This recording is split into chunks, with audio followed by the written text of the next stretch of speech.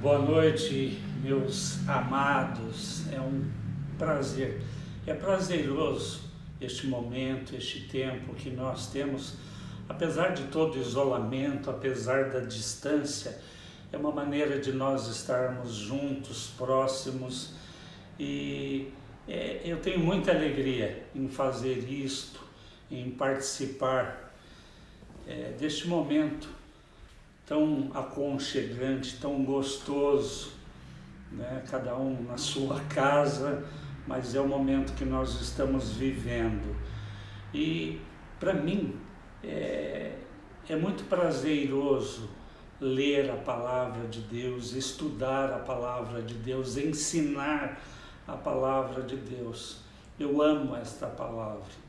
E se você ama a Deus, você também ama esta palavra, porque a palavra é o próprio Deus, Ele é o Verbo encarnado, Jesus é a palavra. Então, é muito bom nós estarmos juntos mais uma vez nesta noite. Eu tenho uma palavra de Deus para você e eu espero que essa palavra abençoe você, estimule você, edifique a sua vida. Aliás, eu espero nesta noite que você seja invadido, tomado pelo amor de Deus. Este amor que é infindável, que não acaba, este amor que é a razão de tudo que nós somos e de tudo que nós temos em Cristo Jesus. E eu queria convidar você a abrir as Escrituras, que você tomasse a sua Bíblia ou abrisse o seu aplicativo no texto de Mateus 26. Eu quero ler junto com você a partir do verso 33. Eu quero ler alguns versículos e então compartilhar aquilo que Deus colocou no meu coração. Eu tenho falado nesses últimos tempos de armadilhas. É muito claro para mim e eu creio que seja para você que nós estamos debaixo do favor de Deus. E existe uma guerra espiritual travada nas regiões celestiais, é o que Paulo fala na carta aos Efésios, no capítulo de número 6. E quando ele diz que a nossa luta não é contra a carne ou sangue, mas contra principados e potestades. Então, é uma luta espiritual e a razão desta luta espiritual é por domínio, é por governo. Nós estávamos debaixo do cativeiro do pecado, nós estávamos debaixo do domínio do diabo, porque as Escrituras dizem que o mundo jaz no maligno, mas Cristo, através da obra consumada da cruz do Calvário, Ele nos tirou deste mundo, Ele nos transporta deste mundo em trevas, deste reino, né, onde Satanás, o diabo, domina e nos transporta para o reino de Deus. Nós sabemos que o reino de Deus, ele não é um reino físico, é um reino espiritual que se estabelece na vida de todo aquele que nasce de novo, de todo aquele que crê e recebe Jesus como Senhor e Salvador da sua vida, de todo aquele que crê, como eu disse, na obra consumada lá naquela cruz, lá no Calvário. Então, existe um inimigo que trabalha, que guerreia para nos tirar desta posição de favor. Deus escolheu nos favorecer por causa da obra de Cristo. Não é mérito nosso, não é justiça nossa, não é pela nossa obediência, mas pela dele. É por causa do que ele realizou, é pelo seu sacrifício, é pela obra que ele realizou lá naquela cruz que eu e você somos o que somos, que eu e você nos tornamos filhos amados de Deus e como filho, herdeiros das promessas. Herdeiro das promessas. Paulo fala da nossa posição em Cristo, que nós estamos assentados com Ele nas regiões celestiais. Então, nós precisamos entender esta realidade espiritual, entender que nós temos um inimigo, o diabo, que ele existe, que ele trabalha, né? E no original grego, esta palavra diabo, né? Diabolos significa enganador, acusador. E é sobre isto o que eu quero falar nesta noite, sobre a armadilha do engano, Então, vamos ler juntos Mateus 26, a partir do versículo de número 31. Deixa eu te explicar o contexto. Jesus, ele está reunido com seus discípulos, ele celebra a Páscoa com seus discípulos antes da paixão, né? Ele celebra a Páscoa com os discípulos, ele compartilha uma ceia com os discípulos, e o texto diz que eles saem para ir, né, para o Monte das Oliveiras. E no verso 31 diz assim: e então Jesus lhes disse: todos vós vos escandalizareis por minha causa esta noite, pois está escrito: eu ferirei o pastor e as ovelhas do rebanho serão espalhadas, mas depois que eu ressuscitar, eu irei adiante de vós para a Galileia. Pedro, respondendo, disse-lhe: ainda que todos os homens se escandalizassem em ti, eu nunca me escandalizarei. Disse-lhe Jesus: na verdade, eu te digo que nesta noite, antes do galo cantar, tu me negarás 3 vezes. Disse-lhe Pedro: ainda que me seja necessário morrer contigo, eu não te negarei. E o mesmo disseram todos os discípulos. Agora venha para o versículo 69. Jesus foi preso, foi levado até o palácio, a casa do sumo sacerdote. Então, a Pedro, o texto diz assim, versículo 69. Ora, Pedro estava sentado do lado de fora do palácio, e aproximando-se dele, uma criada disse: tu também estavas com Jesus da Galileia. Mas ele negou diante de todos, dizendo: eu não sei o que dizes. E saindo para o pórtico, outra criada o viu e disse aos que ali estavam: este indivíduo também estava com Jesus de Nazaré. Ele negou outra vez com juramento: eu não conheço o homem. Pouco depois, aproximando-se os que ali estavam, disseram a Pedro: certamente tu também és um deles, pois a tua fala te denuncia.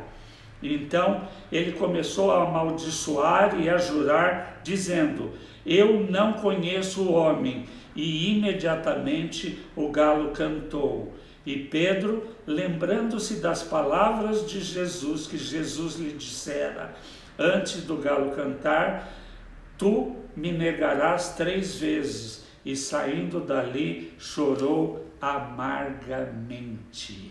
Amargamente. Eu fico imaginando a vergonha que Pedro deve ter sentido de si mesmo, pela sua atitude. Eu creio que Jesus já o tinha advertido que ele ia fazer isto, mas Pedro, né, impetuoso, não, de maneira nenhuma. Todos podem se escandalizar, mas eu não. Jesus falou: olha, Pedro, antes do galo cantar, você vai me negar 3 vezes. Não, se for preciso, eu vou morrer com o Senhor, mas eu não vou agir assim, e os outros da mesma maneira. Então, eu fico imaginando, né, a vergonha que Pedro deve ter sentido de si mesmo. E pensando sobre essa questão, né, eu queria perguntar para você,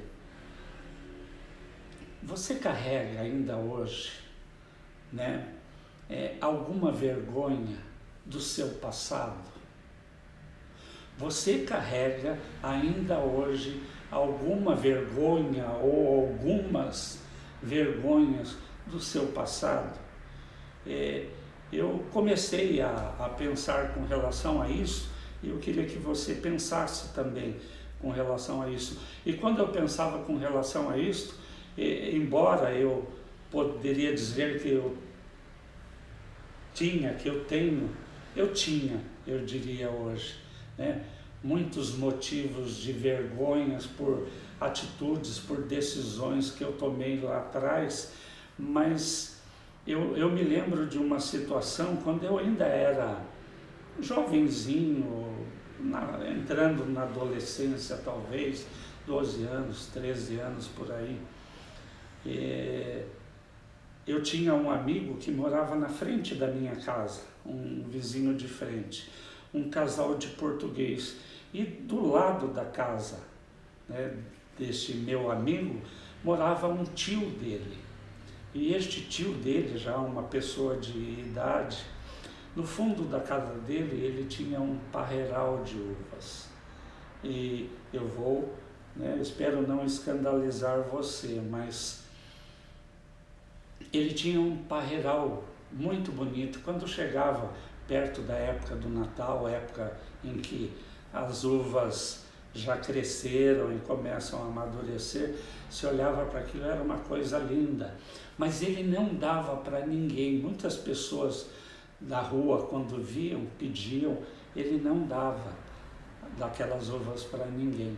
E eu lembro que um dia de noite nós estávamos ali brincando na casa desse meu amigo e de repente nós resolvemos pegar as uvas do português, do tio dele. E tinha um muro alto que servia até de base para as estacas, né, do parreiral. E escondido no escuro, quietinho, a gente subiu, né, com uma escada, né, de maneira que a gente, escondido, o muro tampava, mas que a gente podia visualizar alguns cachos. E quando a gente colocou a mão para cortar, para não fazer muito barulho, o português estava lá embaixo, sentado numa cadeira, no escuro, com um farolete na mão, como que esperando a gente. E ele acende aquele farolete em nós ali, e nós fomos pegos no flagrante. E nós descemos dali correndo, eu fui embora para casa, e aquilo me trouxe uma vergonha que eu fiquei vários dias sem ir na casa do meu amigo, sem passar na frente da casa, com vergonha daquele homem, da minha atitude, na realidade, errada diante daquilo. Mas eu comecei a pensar, né, quantos que se sentem consumidos, né, pela vergonha, como eu disse, de alguma atitude, de alguma decisão, de alguma ação, de alguma reação, de algo que aconteceu lá atrás, lá no passado, mas que ainda hoje existe esta vergonha, este sentimento por causa destas atitudes, destas questões que aconteceram lá atrás. E eu queria dizer que é importante nós entendermos isto, porque como eu tenho trabalhado desde domingo passado, a nossa crença em Deus, ela não pode se desenvolver para um relacionamento de conhecimento e de amor com estas questões não sendo tratadas dentro de nós.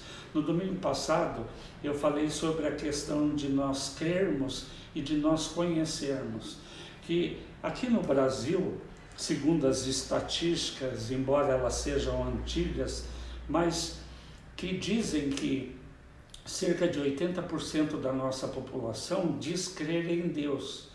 Mas a questão é, quantos daqueles que dizem crer em Deus conhecem verdadeiramente Deus? Porque muitos destes que professam crer em Deus têm um conhecimento de Deus de segunda mão. Eu diria que o exemplo é a própria experiência de Jó, que conhecia Deus de ouvir falar. Quantos desses que dizem eu creio em Deus conhecem Deus de ter ouvido alguma história bíblica? Eu creio que outro percentual destes que dizem crer em Deus conhecem Deus de uma experiência lá do passado. Experimentaram a graça, o favor de Deus lá atrás, mas isto não foi além disso. Quando na realidade o que Deus espera de nós é que nós creiamos sim nele, mas que além de crer, nós o conheçamos de uma maneira íntima, e estes são muito poucos. E quando eu li o texto lá de Hebreus 10:19, que declara que através da obra consumada na cruz do Calvário, Jesus, pelo seu sangue, ele abriu um novo e vivo caminho que dá acesso ao trono da graça de Deus. E isto não é algo lá fora, é algo dentro de nós. Por quê? Porque Paulo, na primeira carta aos Coríntios, no capítulo 3, verso 16, e no capítulo 6, verso 19, ele diz que nós somos templos de Deus, habitação de Deus no seu Espírito. Então, nós vivemos na nova aliança. Na velha, as pessoas iam até o templo para adorar a Deus, para oferecer sacrifícios a Deus. Mas por quê? Porque Deus simbolicamente estava lá dentro. Como eu dizia, o templo tinha um átrio onde todos podiam estar, depois tinha o santo lugar onde o sacerdote oferecia sacrifícios, e o santo dos santos, que é onde estava a Arca da Aliança, que era símbolo da presença de Deus. Neste lugar, só o sumo sacerdote podia entrar uma vez por ano, e tinha que oferecer sacrifício por ele mesmo, para poder entrar ali diante daquela arca, diante daquela presença, e não ser fulminado.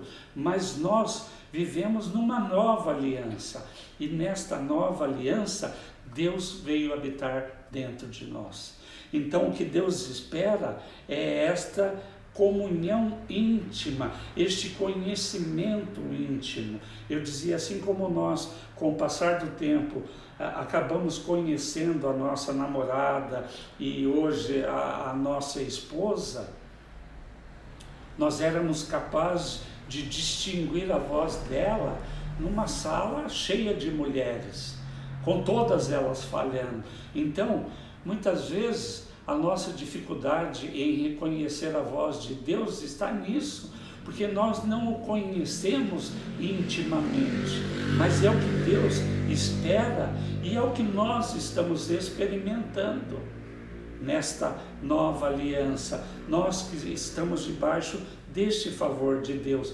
Mas nós temos um inimigo que trabalha, que guerreia para nos impedir, ele quer nos tirar deste favor, ele quer nos tirar desta posição. E eu tenho trabalhado e mostrado muitas armadilhas que o diabo usa para nos enganar, para nos acusar, para trazer para nós desânimo, para nos desviar desta comunhão, desta busca, desta vida de intimidade. Então, hoje, especificamente, eu queria falar sobre a armadilha do engano. Por quê? Porque o diabo é um enganador, né? E como dizia o meu primeiro pastor, eu tive ao longo da minha vida alguns pastores,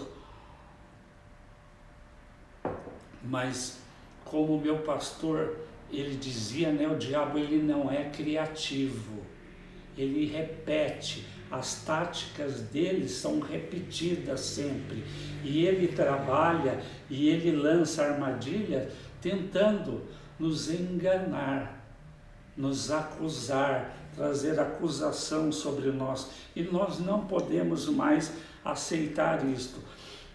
Mas eu queria que você viesse comigo para Gênesis, no capítulo de número 3, Gênesis 3. Eu queria, então, nesta noite, falar sobre a armadilha do engano. Então, em Gênesis, capítulo 3, neste capítulo 3, nós vemos o diabo, em forma de serpente, agindo e enganando Eva. E nós vamos ver a origem desta ação maligna do diabo agindo como um enganador.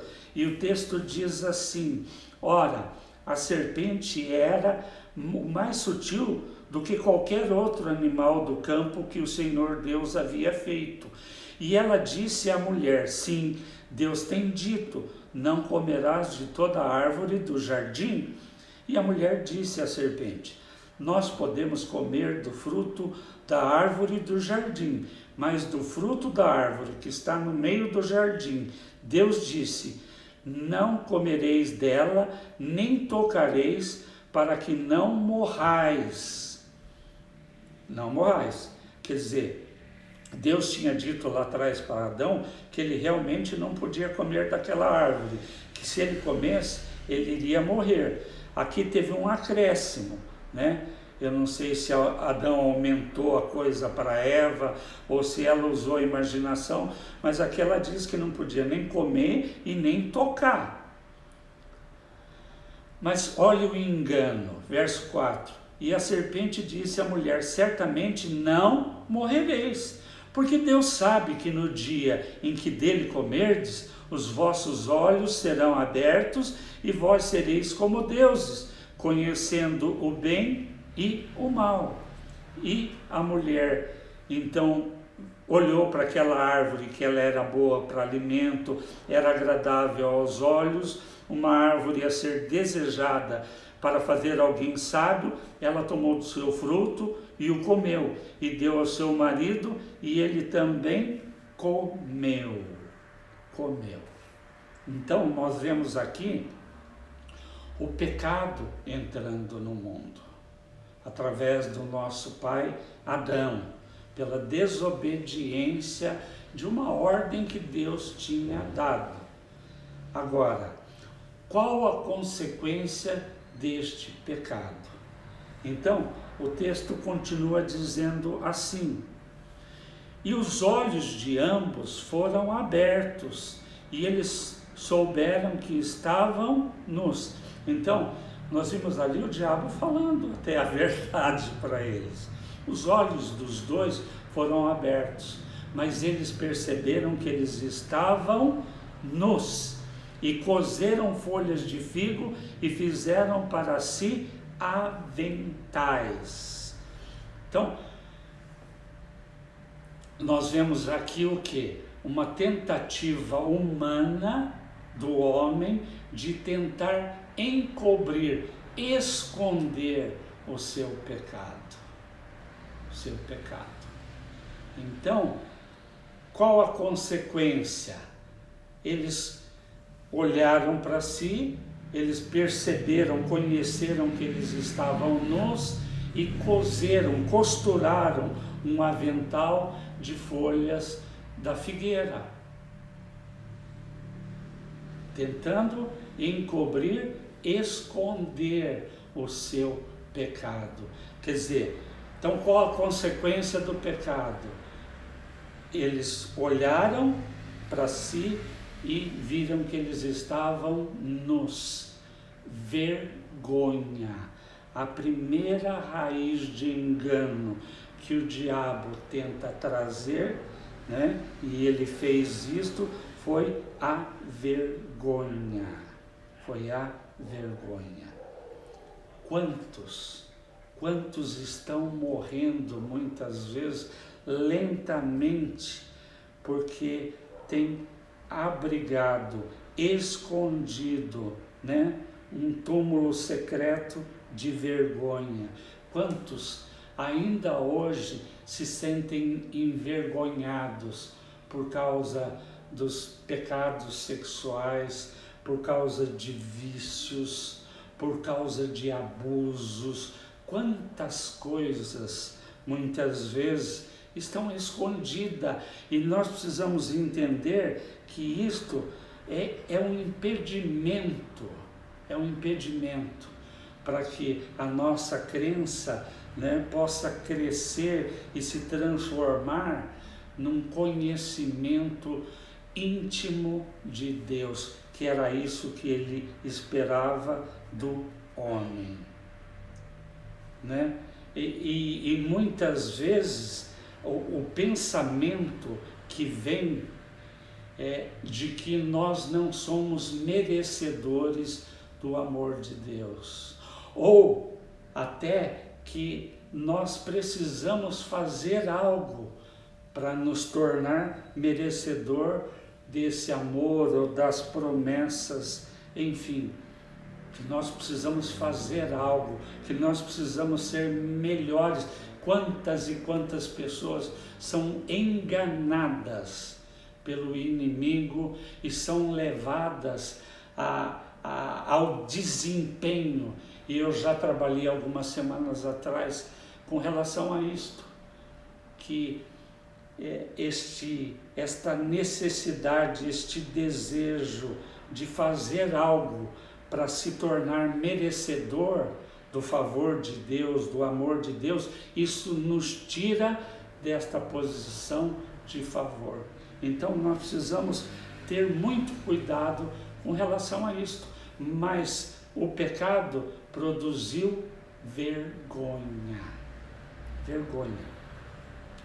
Qual a resposta das Escrituras a isso? O profeta Isaías, no capítulo 61, verso de número 7, eu queria que você abrisse comigo, né? Abrisse comigo, Isaías 61,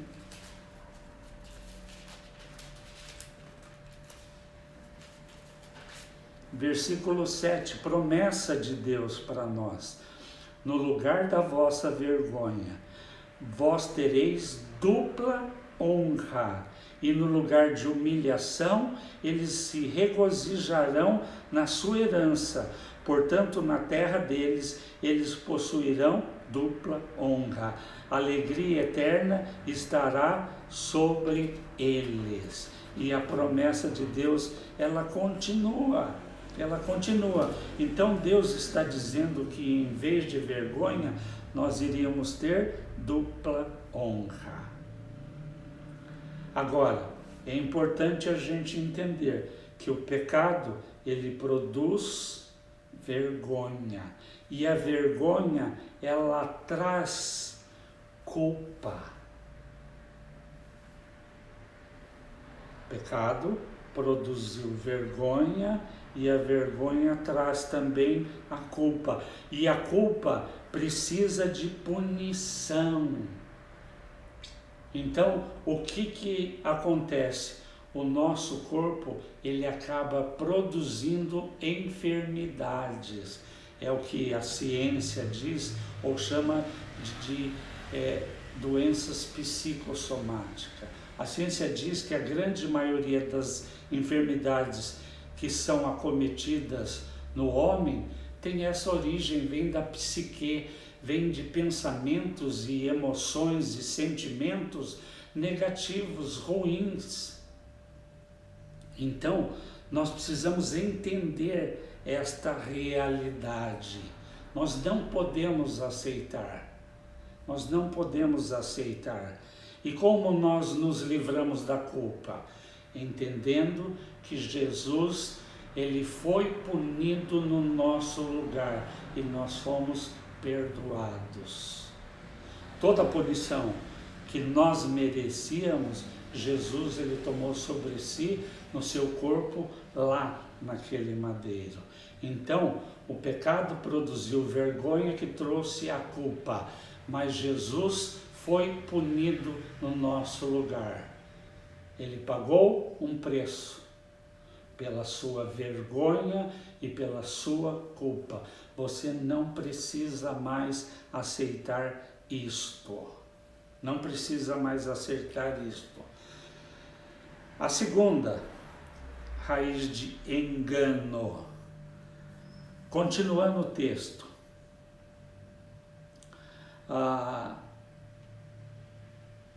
No versículo 8 diz assim: então Adão e Eva, eles ouviram a voz do Senhor Deus andando pelo jardim no frescor do dia, e Adão e a sua mulher se esconderam da presença do Senhor entre as árvores do jardim. Eles ouviram a voz de Deus, né? Eles ouviram a voz de Deus, mas o que eles fizeram? Se esconderam, né? Eles se esconderam.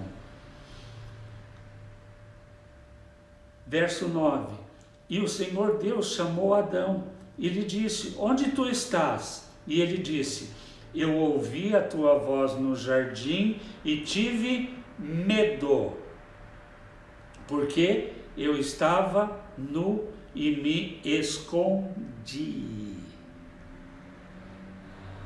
Porque eu estava nu e me escondi. Então, a segunda raiz do engano é o medo. É o medo. Tive medo e me escondi. Medo do quê? Medo da morte. Por quê? Porque Deus tinha dito que se eles comessem do fruto daquela árvore, eles iriam morrer. E na realidade, eles não tinham morrido até então. Então, eu creio que Adão deve ter pensado: olha, a hora que Deus nos encontrar, Ele vai nos matar. Ele vai nos matar. Então, eles ficaram com medo e se esconderam. Se esconderam. É importante até entender que o final de todo medo é o medo da morte. No final das contas, todo tipo de medo que você possa sentir, no final ele vai chegar no medo da morte. Eu tenho medo de andar de avião. Por que medo de andar de avião? Medo de que o avião caia. E se cair, vai morrer. Então, todo tipo de medo que a gente possa sentir, que você possa estar sentindo, ele vai acabar no medo da morte. Então, a base do medo é: Deus não me ama mais, ou Deus não me ama.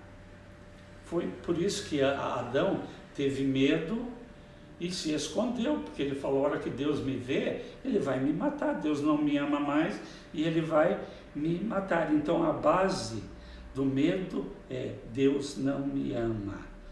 Mas nós precisamos entender. Paulo, quando escreve a carta aos Romanos, no capítulo 5, verso de número 8, ele diz que Deus, ele enviou o seu Filho para nos salvar quando nós ainda éramos pecadores. Então, Deus provou o seu amor por cada um de nós, Deus provou o seu amor por você, pelo fato dele ter enviado Cristo. Dele ter enviado Cristo.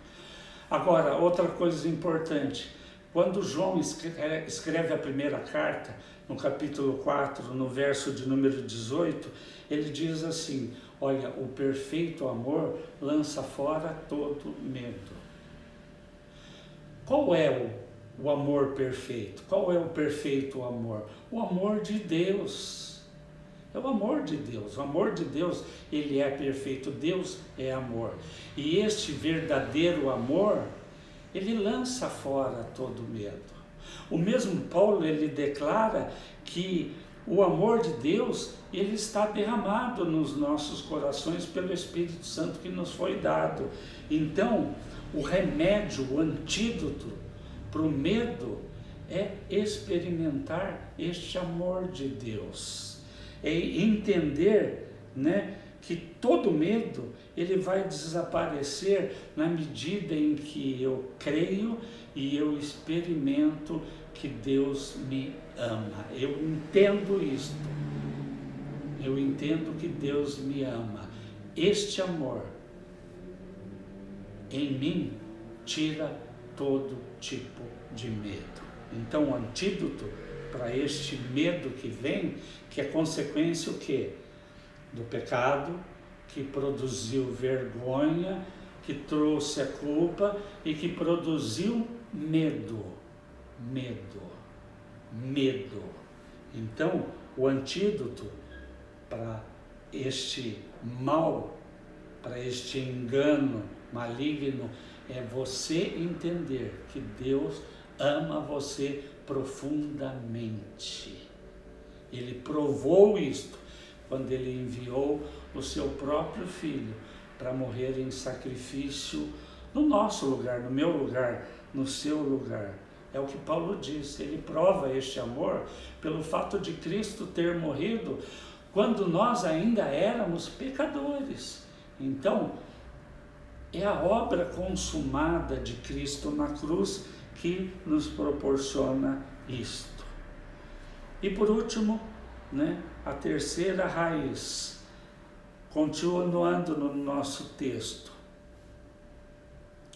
verso 11, e ele disse, Deus dizendo, quem te contou que estavas nu? Tens tu comido da árvore da qual eu te ordenei não comesse? E o homem disse, a mulher que o Senhor me deu para estar comigo, ela me deu da árvore e eu comi. E o Senhor disse à mulher, o que é isto que tu fizeste? E a mulher disse, a serpente me enganou e eu comi. Então, o que nós precisamos entender? Quando nós temos um problema, nós precisamos aprender a resolver, a tratar e não ficar procurando culpados. Por quê? Em primeiro lugar, nós temos uma grande dificuldade em reconhecer o nosso pecado, os nossos erros. E quando nós, em alguns momentos, reconhecemos o nosso pecado, o nosso erro, sempre tem alguém que foi responsável por aquilo. Então nós precisamos, né, aprender a tratar, a resolver os nossos problemas e não ficar procurando um culpado por isto. Então eu preciso entender que o pecado produziu vergonha, que trouxe culpa, que produziu medo e que trouxe condenação. E nós não podemos mais aceitar isto na nossa vida. Nós precisamos entender que nós estamos debaixo do favor de Deus. Isaías 54:17, não precisa abrir, eu vou ler aqui. Diz assim, toda arma forjada contra ti não prosperará. E toda língua que ousar contra ti em juízo tu a condenará. Essa é a herança do Senhor ao seu servo. O profeta está dizendo aqui, ele está predizendo a nossa realidade hoje. Uma promessa para a sua vida, para cada um de nós. Nenhuma arma forjada contra nós prosperará.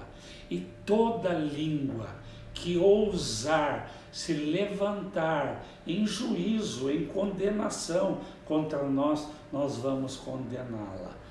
O apóstolo Paulo, na carta aos Romanos, no capítulo 8, verso de número 1, e aqui eu estou começando a encerrar. Ele diz assim: nenhuma condenação há para os que estão em Cristo Jesus. Estar em Cristo é ter nascido de novo, é ter sido incluído na morte e ressurreição com Ele, recebendo uma nova vida, nascendo de novo para Deus. Então, se você está em Cristo, se você nasceu de novo, se você teve esta experiência transformadora com Cristo, nenhuma condenação há mais sobre a sua vida. Não há mais condenação. Por quê?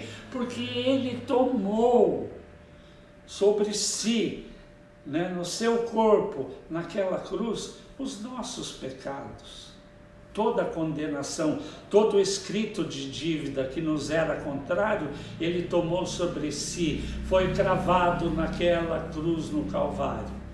Então, por causa da obra consumada de Cristo na cruz, sempre Ele, sempre a obra, por causa dela, não há mais condenação. Quando Deus olha para você, Ele não vê mais condenação. Por quê? Porque Cristo foi punido no seu lugar. Por isso, Deus escolheu nos favorecer. Por causa de Cristo, nós fomos colocados debaixo do favor de Deus. Então, não aceite mais vergonha, não aceite mais culpa, não aceite mais medo, não aceite mais condenação, porque Ele levou tudo isto no seu corpo, Ele pagou um preço, Ele foi punido para que você fosse perdoado. Então, não aceite mais isto na sua vida. Você está debaixo do favor de Deus. Ele escolheu te favorecer. Ele escolheu nos favorecer por causa do seu grande amor. Então, não viva menos do que isto. Não viva menos do que isto. Não saia desta posição de favor, mas entenda a raiz de todo engano, esta armadilha enganosa do nosso inimigo. O diabo é um enganador, ele quer nos enganar. Então não aceite mais isto na sua vida. Não aceite mais a vergonha, não aceite mais a culpa, não aceite mais o medo, não aceite mais nenhuma condenação. Não há mais nenhuma condenação sobre a sua vida. Então, viva nesta dimensão espiritual. Você está debaixo do favor de Deus. Esta é outra armadilha maligna para tirar você desta posição de favor. Não aceite mais isto, meu querido. Eu quero orar pela sua vida, para que o Espírito Santo continue revelando estas verdades, trazendo vida a esta letra, este Evangelho. A palavra de Deus é poder, ela é poderosa, ela é poder para trazer salvação, ela é poder para libertar você, ela é poder para curar você. Então, receba isto, viva uma vida de intimidade com Deus. Quanto mais você buscar a Deus, mais você vai ampliar o espaço de morada do Espírito Santo na sua vida. O que Deus tem para você é plenitude. Creia nisto, receba isto, viva o melhor de Deus para a sua vida, em nome de Jesus. Pai, eu oro pela vida dos meus queridos, por aqueles que estão comigo nesta noite, por aqueles também que vão assistir a gravação desta reunião, desta live, para que o Espírito Santo, aquele que traz revelação, aquele que traz vida à letra, possa abrir os olhos do entendimento, para que cada um possa experimentar, viver esta realidade espiritual e não ser mais enganado pelo diabo, pelo enganador, entendendo que não há mais espaço para vergonha, para culpa, para o medo, para condenação na sua vida. Viva nesta dimensão, viva o melhor de Deus para a sua vida. É o que eu declaro sobre você, sobre a sua casa, em nome de Jesus, em nome de Jesus, em nome de Jesus. Deus abençoe você, meu querido e minha querida, e uma semana vitoriosa, debaixo da graça e do favor de Deus, em nome de Jesus. Amém e amém.